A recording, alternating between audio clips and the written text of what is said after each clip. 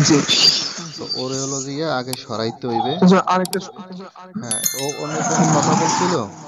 কোনো কথা বলছিল আপনার সাথে? না হুজুর, শুধু যখন আমি বিসমিল্লাহ নিয়ত করে যখন আমি গোলমতে করছি, বন্দি নিয়ত করছি, হুম। খাসা পড়ার পরে দেখলাম পুকুরটা আস্তে আস্তে কেমন যেন একটা বিভৎস মতো একটা এর রূপ নিল আরকি।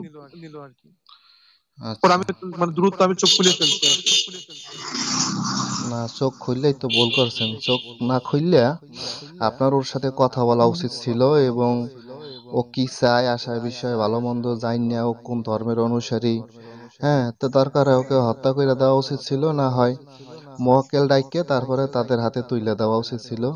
হ্যাঁ, তো চোখ খুললে ভালাইয়া আসলে ঠিক করেন নাই। আপনার তাইলে আবার বসবেন আমলে, বুঝতে পারছেন?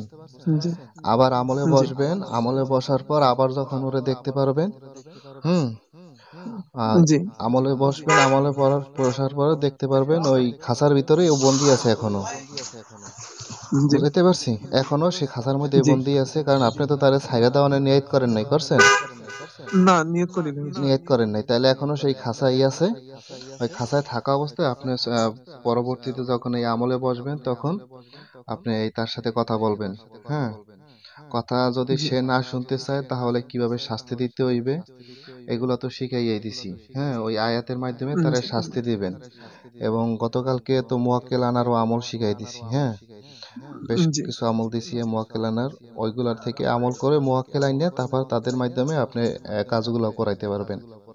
ওরে দরকার হয় হত্যা জি, কইরা দিবেন, তা না হলেও আপনাদের এই মানে এই যে আপনাদের বিবাহ হয়েছে 2 বছর হয়েছে, বাচ্চা কনসেপ্ট হইতেছে না, এই শয়তানিগুলো কিন্তু ও করতে আছে, বুঝতে পারছেন?